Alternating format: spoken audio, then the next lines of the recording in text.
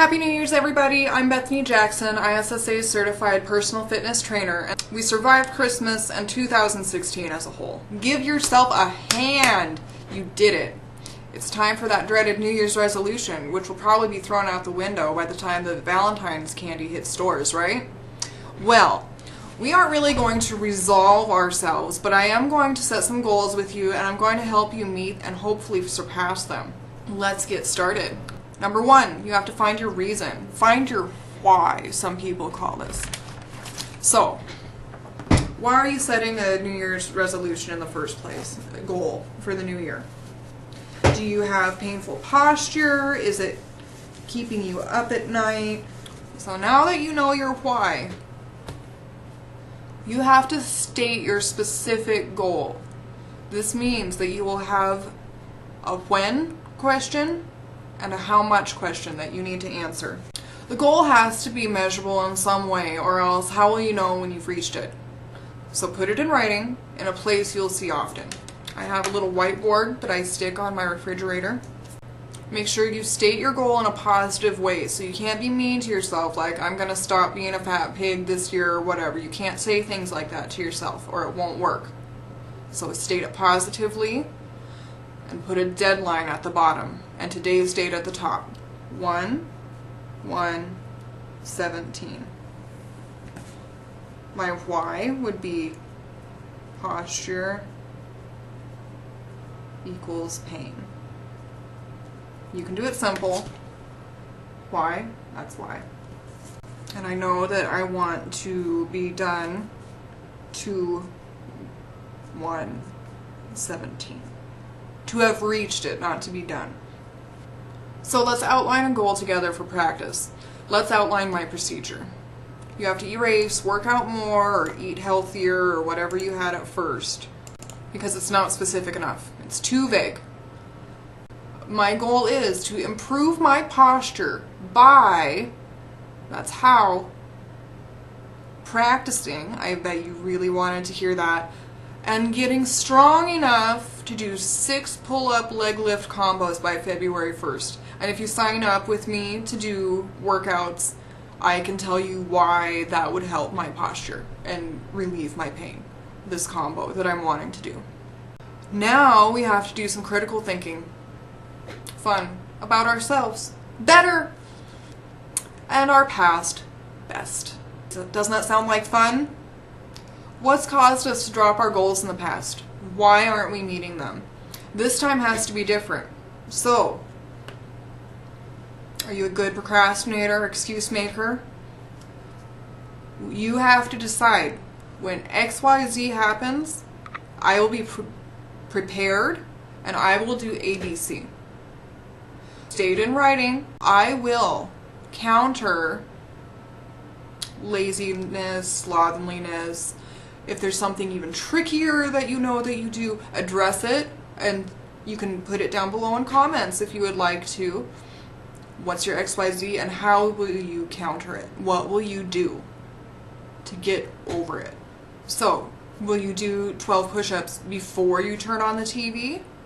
Will you do them in the morning while the coffee brews if you forgot to do them the day before? You have to have a system in place, a fail-safe. Have a plan, write it out, have a positive response to every excuse you have ever been creative enough to come up with. Number 4, you have to recruit others. You don't have to tell these people in depth what you're doing if it makes you uncomfortable. You don't have to go to them and say, oh my god, my doctor told me that I'm pre-diabetic or I'm at risk for hypertension. If you're not comfortable doing that, just make them come on a walk with you and don't tell them why. Be mysterious. Just get them involved. Even your dog counts here. So go play frisbee or keep away or tug of war. You can join bodybuilding.com social network.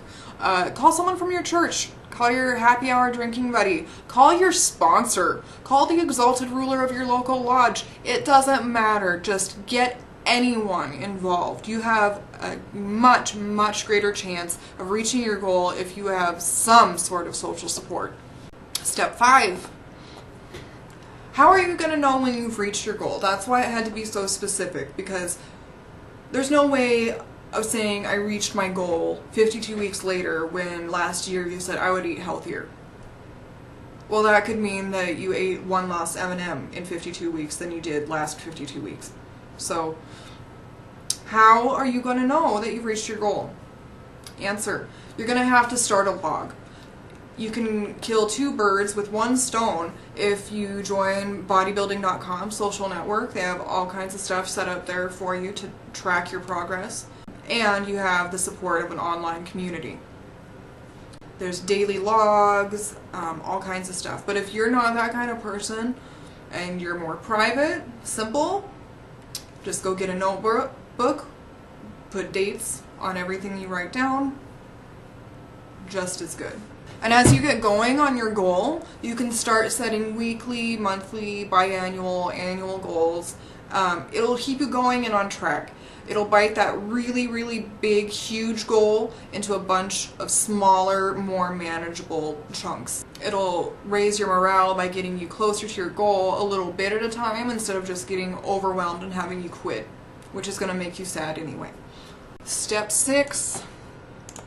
This is the fun one, you guys. You get to choose your on-completion reward. So what are you going to do? Are you going to go to that nearby campground you've always meant to go stay at? Do you want to do a water park weekend? How about margaritas and fiesta? Doesn't matter. Make your on-completion reward equal in size to your goal, however. So no flying to Disneyland for a week for a goal that you reached in 10 days. On the other hand, you don't want to have worked on a goal for a year, finally reached it, and schlep yourself down to the corner store and buy a Snickers. That's not right. Don't do that to yourself. The bigger the goal, the bigger the reward needs to be in order to keep you motivated. Step 7. That's it. Find your reason. Write down your when and how much. Identify and defeat past problems and excuses that have previously stood between you and your goals. Get others involved. And start a log in order to recognize your smaller achievements on the way to your end goal and recognize and celebrate those milestones. And finally decide on and write down your on-completion reward to encourage you and keep you going when things get tough. And things will get tough. But I've just taught you how to become a go-getter, and we can do it together. Happy goal setting, and I will see you on February 1st. Thanks everybody. Don't forget to subscribe and share.